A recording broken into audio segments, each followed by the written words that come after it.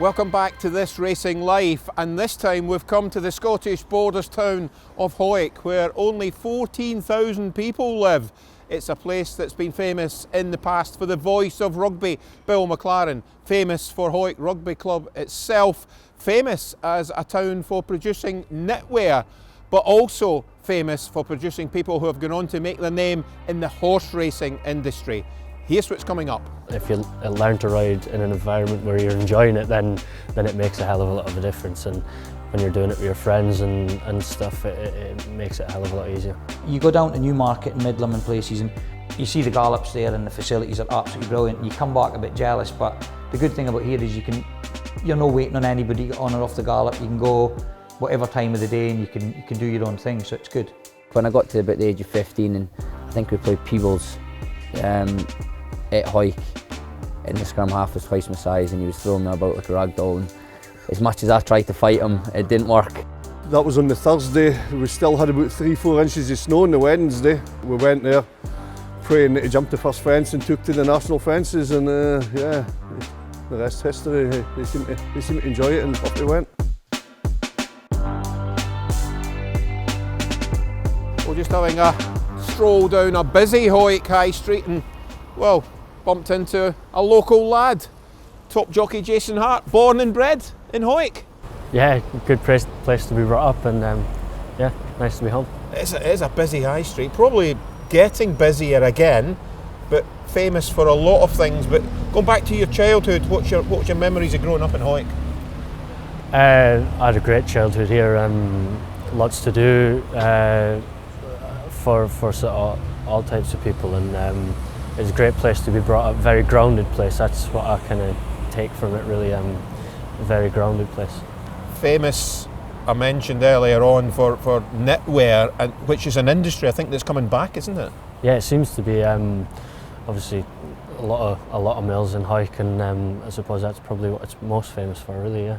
And the famous statue, the horse, at the east end of the high street, signifies the big common riding sort of theme for the area, not just in Hawick. Yeah, obviously there's a lot of history from this town, and the horse sort of signifies a lot of it. Common ridings, of course, that young lads like yourself would have maybe started riding in. Yeah, exactly.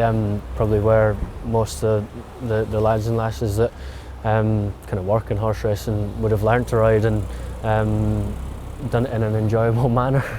And rugby roundabout here, I know you loved your rugby as a young kid, and I'm suspecting that Bill McLaren, the voice of rugby, he'd have been a big hero of yours. Yeah, obviously a lot of rugby players come from Hawick, and something that I really enjoyed doing when I was a kid, and I think it's a sport that really gives you values. So yeah, it was great to be able to play that when I was young. Yeah.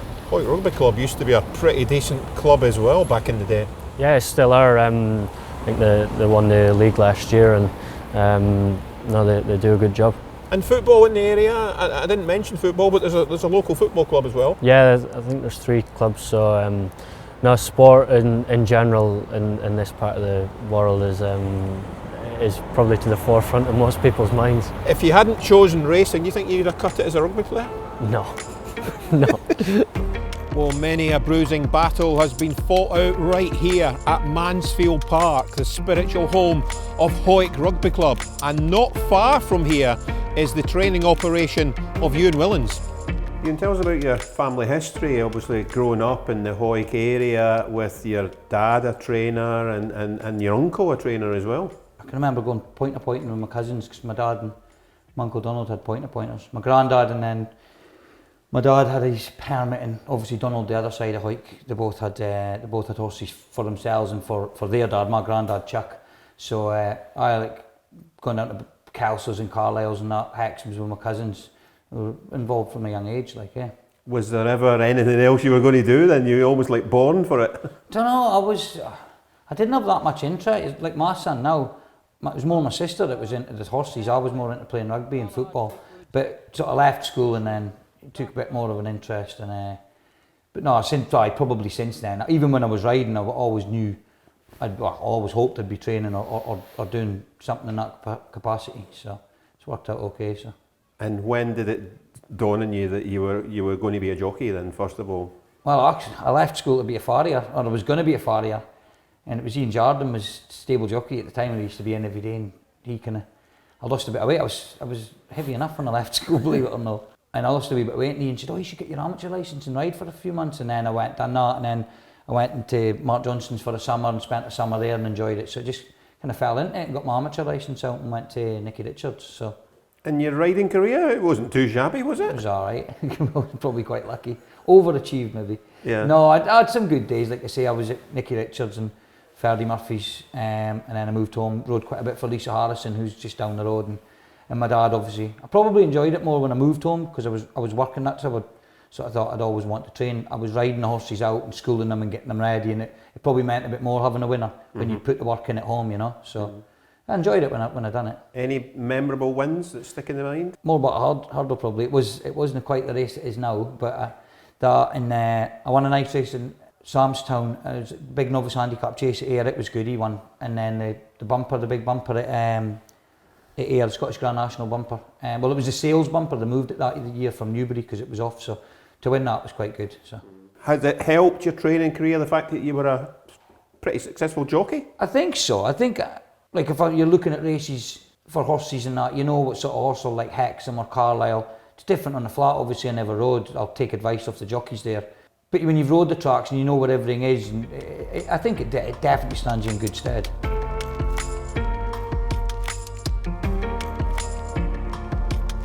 So bespoke tailor Ewan, he's good as gold. What's he done for you? What's he been up to? And I know he's got a date at the sales. Yeah, he'd run in 2 bumpers. He was second at the Perth Festival, just beat in a good bumper, and then he was second at Ayr behind one of Dan's skeletons that went on and won a Grade 2 bumper. And the third horse has actually won since, and then he won his bumper, I think by 7 lengths at Newcastle, middle of last month. So he's gone to the sale. He's got the Cheltenham sale. He was always about to sell me and Chris. Well, Karen Spark, they're running Karen's name. So me and Chris sort of buy one every year, try and bring it on and take it to the sale and sell them. Obviously, there's just to try and get good profit for them, to put money back into the business. Obviously, we're constantly trying to improve facilities. I've just built a house as well and to get a mortgage for. So I'm really disappointed to be selling him. Like I say, he's been really good for the yard and he won his bumper. He's a great attitude and everything. So hopefully he goes to a good home and he progresses and he becomes a good horse. Is that a thing you've had much luck with in the past? Yeah, Chris, like I say, Chris is a good friend of mine. He ended up buying the first one back, Kingston Bridge, but he's worked it alright. He won on finals day last year. Marley Cash, we sold him.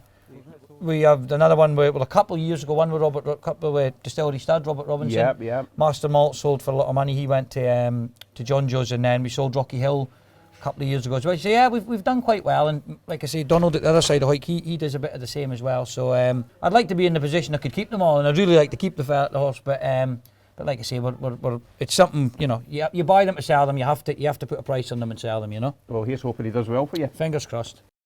It looks a tremendous setup here. I mean, all the facilities and different sort of canters and gallops. Yeah, you see, we've put the little sand ring in, so it's brilliant for, you know, the day after the horse has a hard bit of work, they're on there, and the hill gallop, and then we've got, it's actually an old prisoner of war camp, so the roads and tracks and all that are just over the hill, so we get the use of that. So like, you could literally do something different with a horse 7 days of the week. Some of them, it's each horse is different, as you well know.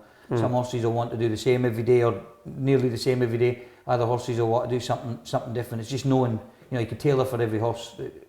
Some of them, you take them on the sand more, some of them they're up the gallop, some of them go up, there's a lock just over the hill, they'll go up and have a wander in there, and something that's a bit jaded or whatever, or come out of, you know, a big training establishment or a yard, you can turn them out in the wood chip paddocks. We've got other paddocks, and just, you know, just tailor for every horse, I suppose. And touching on that, you really have to, because you have everything here from sprinters to horses like Prance de Fichot, who's finished second in an Eider chase. Yeah, like you say, we've got 5 furlong sprinters, and up to, like you say, Prince was second in the Eider. So, like you say, and some of the flat horses they'd go around the fields no bother. Some of them wouldn't. Some of them would just like to get out and get in and back in their stables. And I like, when the better weather is, I like turning them out. Love getting them out in the field. Even the sprinters, you know, if they get a bit of sun on their back, they don't. Once they're fit, they don't need much work, I don't think, you know. And the surrounding countryside, I mean, a horse couldn't not be relaxed here. No, it's nice and a good day. We're lucky. It's you go down to Newmarket and Midland and places, and you see the gallops there, and the facilities are absolutely brilliant. And you come back a bit jealous, but the good thing about here is you're not waiting on anybody to get on or off the gallop. You can go whatever time of the day, and you can do your own thing. So it's good. And you train jumpers, but the family company got a knitwear business, Yeah. Sporty Kings, which woolen jumpers. Yeah. It started, like I say, my granddad, he'd be fond of telling the story. He used to go around people's houses door to door with a suitcase full of cashmere jumpers, and I think they had about 9 or 10 shops at one, all up Scotland, one in Hawick. So the least most of the shops out, or they've sold a few, but the Sporty Kings is still going. The sports brand, like I say, it was big a few years ago. So we were obviously the yard sponsored by. So jumpers and jumpers. It's an amazing place, is Hawick, Alistair. Even back in the day, it's always been a right hotbed for people in racing. Aye, it's got plenty jockeys forward over the last years. Probably gone back to they've all been through the common riding, so start riding from the ride outs and that, and taking it on for there. Obviously they're on ponies to start with, then move on to horses after that, and it just seems. If you take the population of Hawick and that, and the number of jockeys that come out of Hawick, it's I don't think there'll be any, even in Ireland. I don't think there'll be any other place. And it was the same even when you were younger.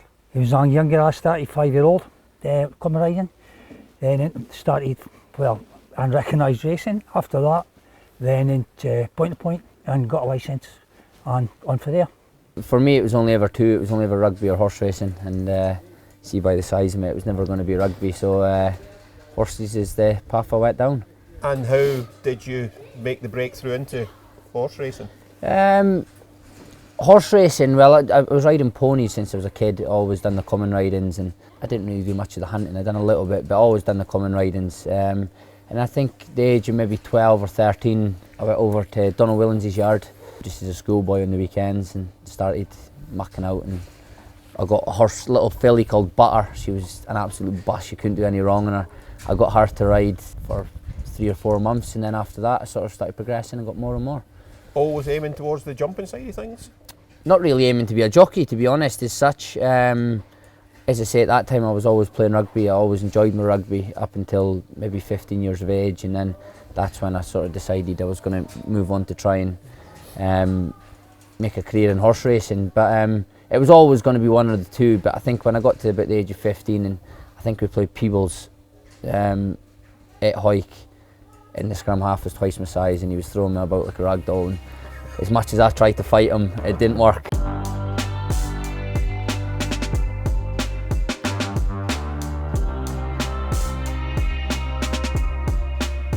What about you then? Getting involved in racing, your own career.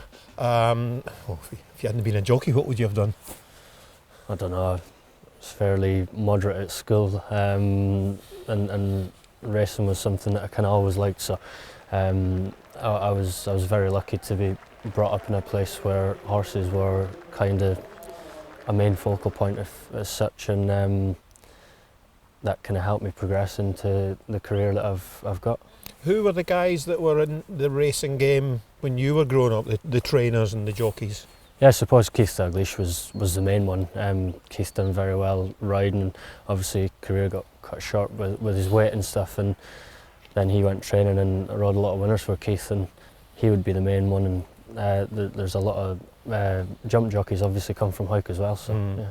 And a lot of trainers around this area still here, the Willanses for example. Yeah, exactly. I started off riding out for Donald Whillans, so I remember one day Callum Whillans got me on the scales and said I want to be concentrating on the flat, because in the borders, you know yourself, it's predominantly a kind of jump racing area, so I used to follow jump racing a lot more than I followed the flat.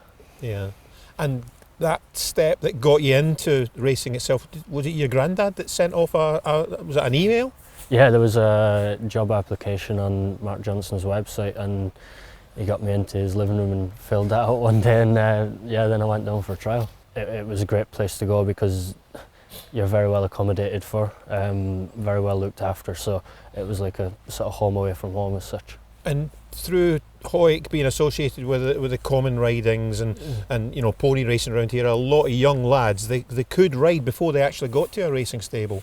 Yeah, exactly, and the common riding is great. Obviously, 6 weeks of the year, and the main thing is it's enjoyment. And I think if you learn to ride in an environment where you're enjoying it, then it makes a hell of a lot of a difference. And when you're doing it with your friends and stuff, it makes it a hell of a lot easier. When was the last time you did a common riding?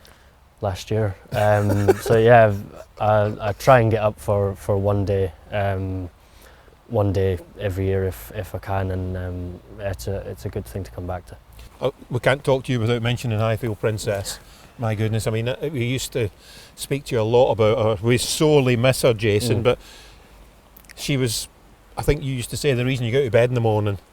Your eyes used to light up when you talked about her. Yeah, it was devastating what happened with her, and but what she done from her career was unthinkable, really. From the beginnings, obviously winning her first race at Ayr over 7 furlongs off 57 or whatever it was, and climbing up the ladder was pretty remarkable. And the places that she took myself and the owners and the boss as well, and the lads that looked after her got to go on the journey as well. It was a great journey that she took us on, and for what happened to her in the end was desperate. And I mean, her story is amazing, as you said, just from that lowly beginnings in a 7 furlong handicap to winning sprint races in Group 1 company.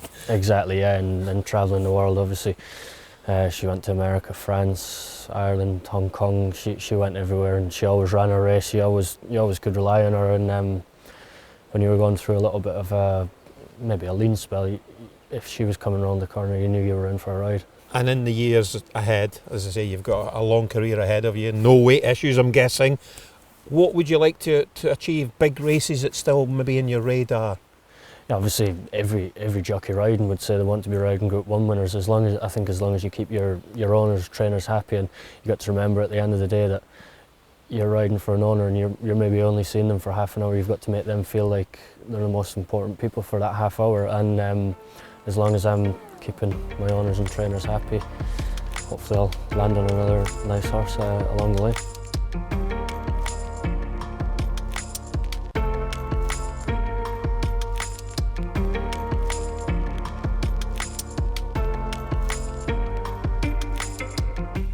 And since you've become a successful jockey, what's it like coming back to your hometown? Pretty normal, to be fair, because I've lived back in Hawick since I left Lucinda Russell's 5 years ago. But it's obviously a massive racing town. All the pubs are filled with racing people.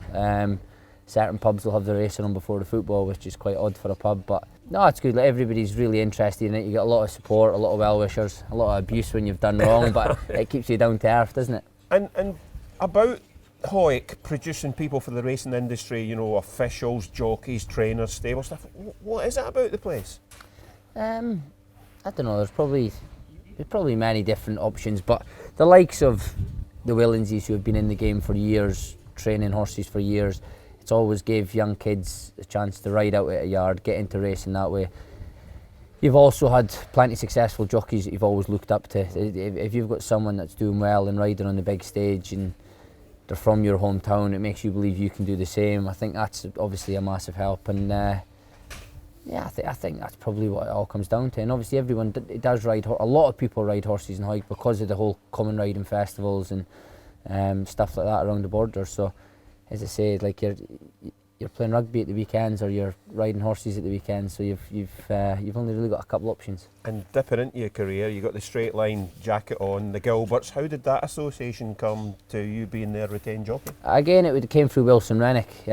So Wilson Rennick was main jockey for Straight Line Construction, and when I was a conditional, I had a couple of runners in conditional races, and Wilson put my name forward.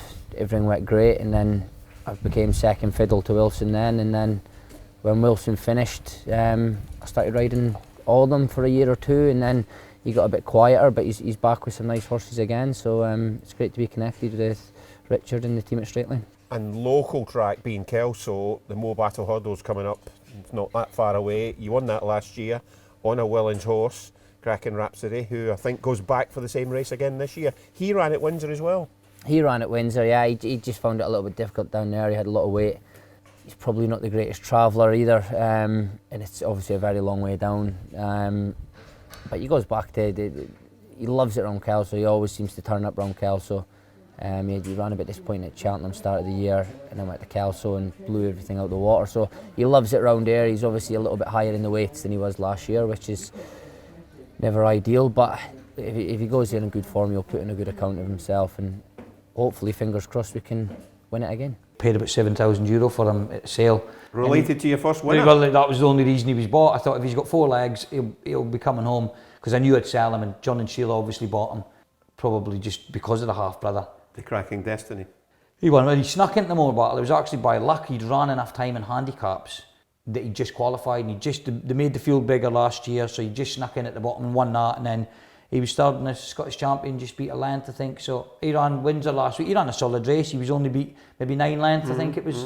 Kind of fluffed his lines at the last a bit, but he's down there against them horses. He's rated 132. He was. He got dropped a pound, so he'll go back there. He's come out that race really well. He loves Kelso. So I fingers crossed. That's where he's aiming anyway. And there's a bonus, isn't there, for winning the Mo Battle? Is there a £100,000 bonus to win any race at the Cheltenham Festival? Well, I mean, I think it's 13 days later the county. So if he did win, he'll probably get entered for the county. I mean, there's the Scottish champion as well, but the ground can dry up quite a lot for Ayr. So we'll have a look at the Mo Battle. I think if he runs well or even wins, be up to John and Sheila as well. We'll maybe go down for a look. He ran there in the Greatwood and he was disappointing, but my horses, everything was sort of running disappointing. So he ran a solid race last week, so hopefully he can build on that, and we're good to go for the Mo Battle. Looking to the future then, what would Whillans Limited like to do and achieve, apart from the obvious Gold Cups and Grand Nationals? Well, right. But like what have we got? 40 boxes here. And I've never had any aspirations to train more than like maybe 50 horses. Me personally, and I might be wrong, but I don't think, training 100, 150 horses, staff and that, but like as a trainer, I couldn't keep an eye on the whole lot of them. So I think having less and concentrating, upping the quality is the main thing, obviously. It's what everybody wants, So what we've got to, like, there's a few nice young horses coming through, for next year and that. And like I say, when it gets to them big numbers, like even the staff and everybody's, I'm really lucky with my staff. They've all highly experienced, they've been with us a long time, and touch wood, we've never struggled too much. But you see some people down in, again, the big training establishment struggling, and it must be hard to get the day-to-day done. So I'm blessed that way. So the Whillans family continuing to fly the flag for Hawick. Yeah, well, long may it continue. Eh?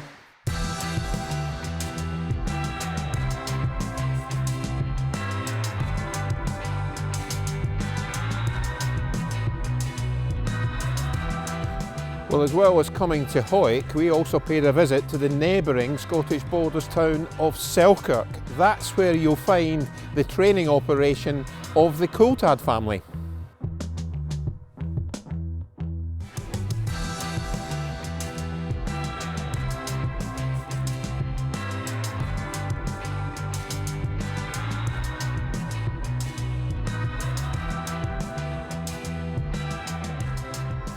We're in one of the more modern facilities here, but winding the clock back, how did it all start? I mean, I gather you had a farming and rugby background? Yeah, I started off in the farming. We always had the horses in for shepherding on the hill farm up the Yarrow Valley, and so that's where it started on the horses. And played rugby at a lower level for Selkirk, and just progressed into horses after that. And expanding all the time, as I say, was this a lambing shed at one time? Yeah, no, we were going to be lambing in there this year, and then we've got just the chance of 2 or 3 more horses and stables, so it's we'll have to lamb outside probably, but no, it's just getting bigger the whole time, yeah. Many horses have you got on site at the moment then? I think we've got room for about 44, 45 at the moment, so I think all the stables are full. So, it's going well. And very much a family business. I've seen the wife, obviously son Sam, the jockey. Yeah, no, definitely. Amy, my eldest daughter, she's a big part of the team as well. And Millie, my youngest one, she'll come in and give us a hand as well, just ride or muck out or anything. So, no, everybody just mucks in, and it seems to work well enough. And wonderful natural facilities as well, with the hill gallop, although I'm guessing being as high up has its challenges with the weather. Oh, without a doubt, yeah, no, we definitely need an all-weather as well. Plan would be to put a sand gallop in, a round sand gallop this year. We were going to do it last year, but ended up building more stables and everything. So, no, just trying to get up to speed with everything, just with the amount of horses but no, the all-weather is definitely for the farm being as high is definitely need that as well. And what about training methods? I mean, it seems to just be, as I say, natural. Do you have any specific ways to train horses? Not really. Do you keep them hard fit? Yeah, I'd like to keep them out. Most of them will be out for an hour most days. Try and don't use a horse walker too much. Most of them are just rather just be on their backs riding them and keep them going, you know. The breakthrough success, or certainly the one on the big stage that really got your name up in lights, Tartan Snow, springing that big upset in the Fox Hunters at Aintree. Yeah, no half, yeah. 2013, yeah, right in the middle of lambing time. 100 to 1? 100 to 1. No, that was a good day. We went there, hadn't even schooled over a national fence, hadn't really schooled anything in the last 3 weeks. Up until then, I think that was on the Thursday. We still had about 3-4 inches of snow on the Wednesday. It was just the weather was just so. We went there, praying to jump the first fence and took to the national fences, and yeah, the rest history. They seem to enjoy it, and off he went. Jamie Hamilton is an amateur. Jamie Hamilton, yeah. So no, it was good. Then yeah, he went back the next year as a 14-year-old and finished second. Derek O'Connor rode him the second year. So no, he was a good horse. Is he the type of horse you aim to have here? I mean, do you aim to buy a specific type of horse for this? No, really, no. Just he was actually homebred. The guys that owned him, they bred him themselves. So it was just a bit of luck that he ended up here. Yeah. Never had his first race until he was 7-year-old. Yeah. And so no, he just went on from then. But we got it at the other end. He was, still running well. 13 when he won the Fox Hunters, and second when he was 14. So.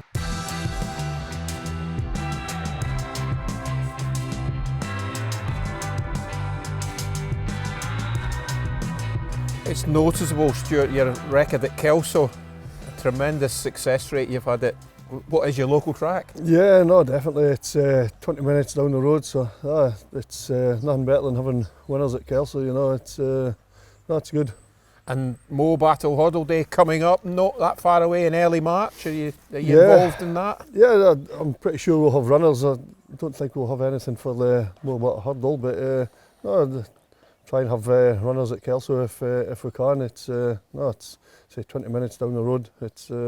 I could race there every day of the week. There's some great memories there, and one springs to mind of Captain Redbeard beating Definitely Red in that match race. Yeah, no, definitely, no, just races like that. Yeah, they're the memories from Kelso.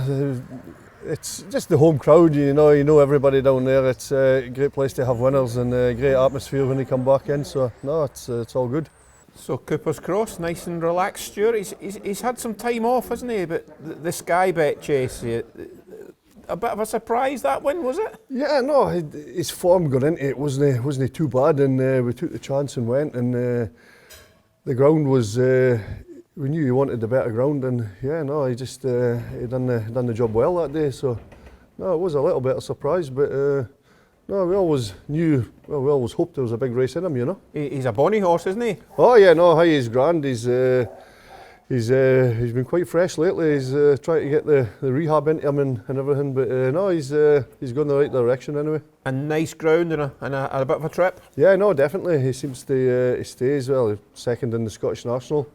And so, no, all seems to be going the right direction at the moment anyway. He's looking well, so hopefully we'll see him soon. Yeah, no, fingers crossed anyway, that's the plan. Well, that's it for this edition of This Racing Life. We hope you've enjoyed it, coming from the heart of the Scottish borders. Goodbye for now.